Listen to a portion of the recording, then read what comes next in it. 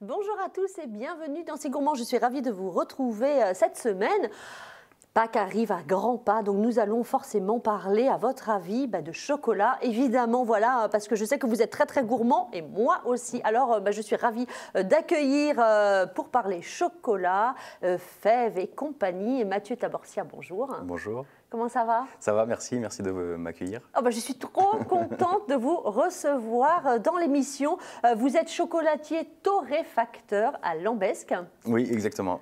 Voilà, la chocolaterie Mathieu Taborcia que vous tenez avec votre compagne Marine depuis combien de temps maintenant? Ça va faire maintenant 3 ans et demi qu'on a ouvert notre chocolaterie, donc dans la ville de Lambesc, effectivement. Et la petite anecdote, c'est qu'on a ouvert le jour de la naissance de notre fils.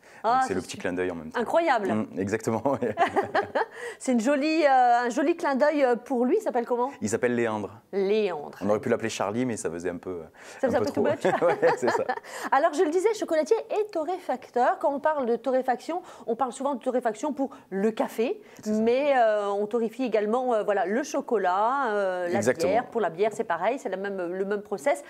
Comment on devient torréfacteur? Qu'est-ce qui vous a donné envie, plutôt que d'acheter le chocolat et ensuite de le travailler, vous-même de recevoir les fèves chez vous, hein? Alors, ce qui m'a donné envie, c'est un petit peu Alors, moi, je suis pâtissier de formation et ensuite chocolatier. Alors, j'ai toujours appris à travailler le chocolat, mais déjà transformé. Et c'est le concours du meilleur ouvrier de France en 2014 qui m'a fait aussi prendre conscience, en fait, qu'on avait tous le même chocolat, le même fournisseur, qui font souvent du très bon chocolat. Mais en fait, j'avais plus envie de repartir aux origines, finalement, de la fève de cacao. Et ça a été ce petit déclic de me dire, en fait, qu'est-ce que j'aime, qu'est-ce que j'ai envie de faire? Et c'est vraiment de partir de la fève de cacao. Et en fait, l'envie aussi de partir de la fève de cacao, c'était une rencontre avec notre fournisseur actuel qui nous a donné l'envie et la passion et de vraiment se rendre compte que qu'on est capable de faire du chocolat en petite quantité, par des lots de 30 kilos et non de façon industrielle comme on peut l'entendre souvent. Alors justement, les sacs vous arrivent avec donc ces fameuses fèves de cacao à l'intérieur. J'imagine qu'à chaque fois, c'est une vraie découverte, c'est magique, il y a des odeurs. C'est ça, c'est une surprise en fait. Dès ça qu'on arrive ouvre de un différents sac. pays. Exactement, donc on a la chance de pouvoir acheter au sac différentes origines. Donc on peut acheter sur une palette, on peut avoir 8 origines différentes. Ça peut venir de Côte d'Ivoire. Souvent, nous on utilise pour du cacao d'Afrique, on va utiliser le Cameroun. Après, on a beaucoup d'Amérique centrale, Amérique du Sud, donc Mexique, ça peut être le Cuba, Colombie, etc. Et un petit peu des origines asiatiques avec le Vietnam. D'accord. Et en fait, c'est vrai qu'à chaque fois qu'on ouvre un sac, on a une découverte. Et puis en plus, ce qui est bien, c'est qu'on va s'adapter. La transformation va s'adapter à la fève de cacao. C'est-à-dire que si on a des fèves qui sont plus petites, on va torréfier un petit peu moins, ou inversement pour une fève plus grosse. Si elles sont plus acidulées, on va rectifier un peu notre recette pour vraiment s'adapter à la fève. La recette reste identique, c'est-à-dire qu'on met toujours le même pourcentage de cacao et de sucre, mais on va s'adapter à la fève de cacao. Eh oui, parce que là, effectivement, elle vous arrive, mais peut-être que selon le climat dans le pays d'origine, il y a tellement de choses qui vont changer, donc le goût va forcément un petit peu être modifié. Exactement. En fait, ce qu'il faut savoir, c'est que le cacao se nourrit des arbres qui l'entourent. Il a besoin vraiment de protection des autres arbres. Il va se nourrir de la terre, du pH de la terre, et aussi il subit une fermentation, comme pour le vin. Donc c'est pour ça qu'on retrouve énormément de saveurs dans le chocolat, parce qu'elles subissent une fermentation. Donc on peut retrouver des notes de fruits rouges, des notes d'abricots, des notes de tabac, enfin, c'est vraiment très varié et ça va vraiment dépendre du terroir et de la variété de l'arbre du cacaoyer.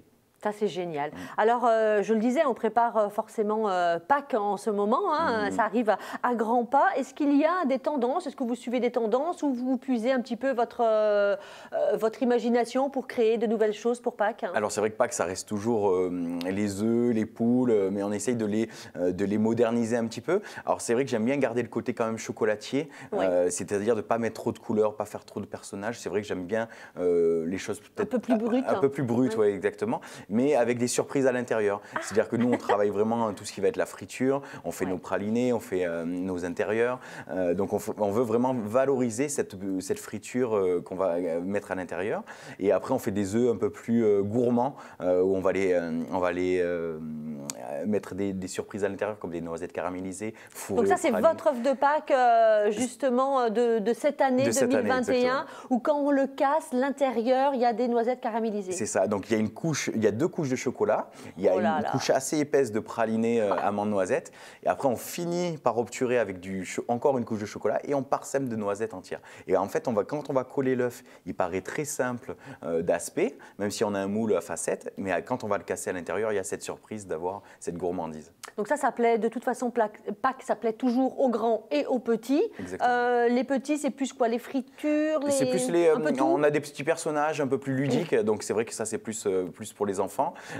Mais on fait l'effort vraiment de mettre des bonnes garnitures, tout travailler à l'atelier pour qu'ils puissent s'initier au goût du bon chocolat.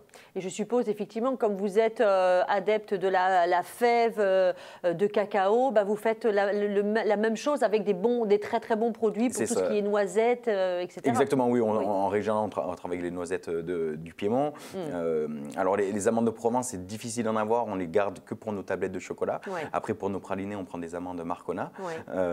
Mais après, pour nos chocolats, bien sûr, pour nos chocolats de Pâques, on a fait un mélange d'Équateur et de Grenade pour faire un chocolat à 65% de cacao, pour avoir quelque chose qui soit ni trop fort pour le goût des enfants, ni trop doux, qui plaise au plus grand nombre, avec un côté un peu fruits et fruits rouges surtout, pour tout ce qui va être enrobage de nos coques d'œufs ou de poules. Pour Pâques. Super. Je voudrais qu'on regarde une photo. C'est une photo, je crois qu'elle va vous parler. C'est une machine qu'on va voir justement. Revenons à cette fève. C'est votre première machine, c'est ça? C'est ça, c'est la première machine. C'était assez difficile au départ de trouver justement des machines à taille artisanale. Donc là, c'est notre torréfacteur Samiac. Alors pour l'histoire, c'est une société. Samiac, c'était une vieille entreprise française qui a disparu malheureusement. Et les salariés ont racheté l'entreprise, qui l'ont rappelé Phoenix pour renaître un peu de leur cendre.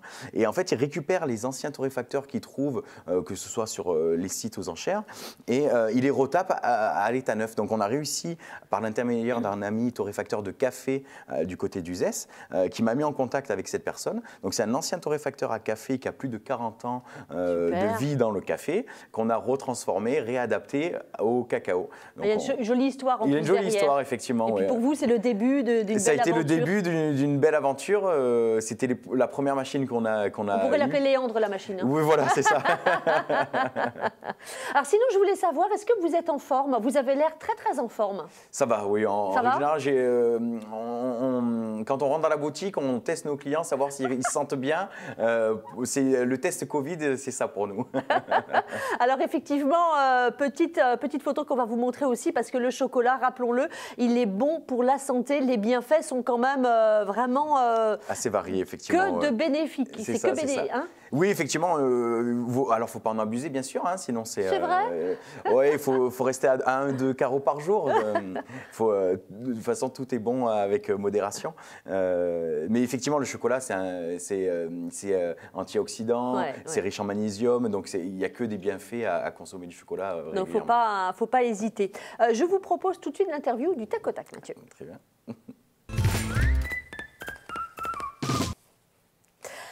Quel est votre souvenir d'enfance gourmand? C'était la pâtisserie quand je faisais à la maison avec ma maman. C'est ça qui m'a donné envie de faire ce métier, effectivement. Elle devait faire de bons gâteaux. Oui, on faisait souvent le gâteau yaourt traditionnel, mais on l'agrémentait toujours un petit peu chaque fois. Un ingrédient que vous avez tout le temps dans votre cuisine? Le chocolat. Évidemment. Vous êtes plutôt goûter ou apéro? Goûter. Goûter, avec les enfants. Exactement, une bonne brioche toastée avec un peu de caramel au beurre salé. Oh là là. Votre dernier restaurant coup de cœur? Alors là, c'est des amis qui ont ouvert à Lambesque, justement, un endroit un peu atypique qui s'appelle le Solex.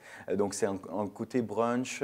C'est des ferronniers de métier qui ont retapé une maison et qui ont transformé ça en petit lieu assez bucolique. Donc ça serait vraiment mon restaurant coup de cœur pour je note. Une musique pour pâtisser? Alors une musique, pas vraiment, mais pour pâtisser, on n'a pas vraiment le temps en fait. C'est plus le dernier album de Vianney que j'aime beaucoup en ce moment. Ah, sympa. Quand vous ne travaillez pas, qu'est-ce que vous aimez faire? M'occuper de mes enfants et de ma famille. Ouais. Oui. Et profiter parce qu'ils sont petits, donc c'est ça que j'apprécie beaucoup en ce moment. Et j'organise un dîner, vous pouvez venir avec 2 personnes. Avec qui vous venez? Avec ma compagne, bien sûr. Ouais. Et puis un ami, Benoît, par exemple. Allez, Benoît qu'on embrasse, voilà, un ami commun. Est-ce qu'il y a des nouveautés en ce moment dans les tablettes? Parce que vous avez vos tablettes également, hein, c'est très recherché ce que vous faites au niveau, évidemment, vous l'aurez compris, au niveau du chocolat, de ce que vous travaillez, mais aussi du packaging. Voilà, on a de belles tablettes. Est-ce que vous avez en ce moment des choses nouvelles, hein, par exemple? Après Pâques, on va sortir une nouvelle tablette qu'on a commencé à travailler en début d'année. Oui. Donc on va sortir un chocolat donc toujours à 75% de cacao, mais il est 25% au lieu de rajouter du sucre habituellement. On a rajouté du jus de pulpe de fèves de cacao. Ah bon? Donc en fait, c'est sucré, mais ça l'est quand même moins que du sucre. Imaginez un jus d'orange que vous pressez, ça reste sucré, mais quand même moins que du sucre traditionnel. Donc on a remplacé ces 25% par ce jus. Donc on a une belle acidité de cacao due à ce jus de fèves. Oui. Et après, la puissance du chocolat qui arrive. Donc on peut considérer que c'est un chocolat à 100% parce qu'il n'y a que de la matière chocolat. Incroyable. Donc le jus de la fève plus les fèves de cacao. Et ça fait un chocolat assez étonnant pour les vrais amateurs de chocolat noir. Ça, vous avez trouvé comment cette idée? C'est vraiment toujours en travaillant la matière? C'est ça. En fait, j'avais l'idée de faire un chocolat entièrement avec de la fève de cacao, oui. Qui partent donc de la masse, mais aussi de ce jus que souvent on n'utilise pas forcément. Oui. Donc j'avais toujours eu ça dans la tête et j'ai réussi à trouver un fournisseur qui m'a fourni donc ce jus de mucilage, en fait, ça s'appelle exactement. Et donc en le travaillant, je me suis dit il faudrait trouver quelque chose à faire avec ce jus. Donc on va le sortir en petites demi-sphères pour faire des petits bonbons avec des textures un petit peu coulantes pour vraiment avoir ce jus acidulé, fruité. Il y a des notes de pamplemousse et on l'a concentré pour pouvoir l'incorporer avec nos fèves de cacao et faire cette tablette-là qui va sortir donc après Pâques. Magique. Alors vous avez amené, on en a parlé, hein, cet œuf incroyable avec de magnifiques noisettes dedans et puis voilà, comme c'est Pâques et puis Mathieu est très très généreux, et voilà, on va vous faire gagner cet œuf de Pâques. Donc du coup, ça sera rendez-vous sur l'Instagram de C'est Gourmand et puis vous allez voir et tout sera expliqué pour effectivement vous faire gagner ce magnifique œuf de Pâques avec de belles noisettes à l'intérieur, évidemment. Merci beaucoup Mathieu d'être venu sur le plateau de C'est Gourmand. C'était un réel plaisir. On a hâte de venir évidemment découvrir tous vos bons chocolats à Lambesc, à la chocolaterie, directement. Voilà. On vous attend avec plaisir. Génial. À bientôt. À bientôt. Merci beaucoup. Je vous souhaite à vous une excellente soirée. Soyez gourmands. Je vous embrasse très fort. Ciao, ciao.